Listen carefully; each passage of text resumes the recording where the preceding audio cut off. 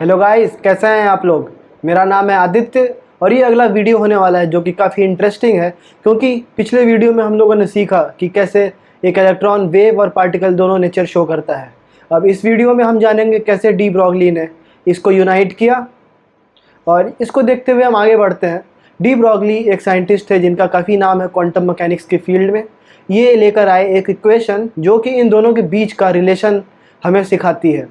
अब एक फार्मूला होगा जो कि जब आप एटॉमिक स्ट्रक्चर या फिर क्वांटम फिजिक्स पढ़ेंगे तो आपको डी ब्रॉगली इक्वेशन के नाम से मिलेगा, बट उसे हम डिस्कस ना करते हुए हम उसका सीधे मतलब समझते हैं कि वो उस फार्मूले के थ्रू क्या समझाने वाले थे, क्योंकि हमारी ये सीरीज़ बिना फार्मूले के आगे बढ़ने वाली है।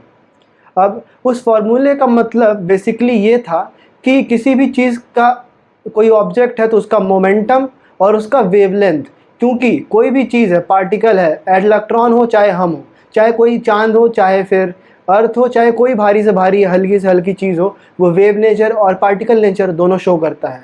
अब डी ब्रॉगली का ये कहना था कि मोमेंटम होता है हमारा मास इनटू वेलोसिटी, तो मोमेंटम और वेवलेंथ इन्वर्सली प्रोपोर्शनल होते हैं। अब इन्वर्सली प्रोपोर्शनल का मतलब ये था कि अगर मोमेंटम बढ़ता है तो वेवलेंथ कम होगा, और अगर वेवलेंथ बढ़ता है तो मोमेंटम कम होगा। वेवलेंथ एक प्रॉपर्टी होती है वेव की और मोमेंटम एक प्रॉपर्टी होती है पार्टिकल की।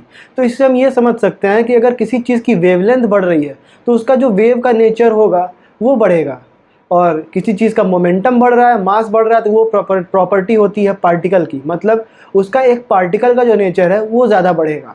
एक इलेक्ट्रॉन काफ़ी हल्का होता है, इसलिए वो वेव नेचर पार्टिकल नेचर दोनों शो कर पाता है।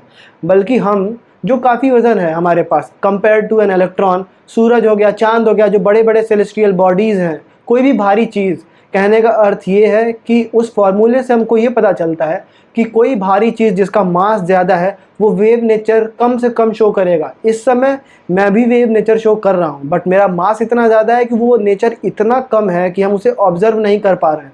बट अगर मैं एक इलेक्ट्रॉन होता और मेरा मास काफ़ी ज़्यादा कम होता तो मैं वेव नेचर भी शो करता। तो डी ब्रॉगली के इस फार्मूले से हमें ये पता चलता है कि हर चीज़ दुनिया में, जो हर एक पार्टिकल या फिर ऑब्जेक्ट है जिसको हम पार्टिकल मानते हैं, वो वेव नेचर भी शो करती है, इंक्लूडिंग मी, आप, सूरज, चांद, पृथ्वी, हर कुछ, हर वो सितारा जिसके पास मास है।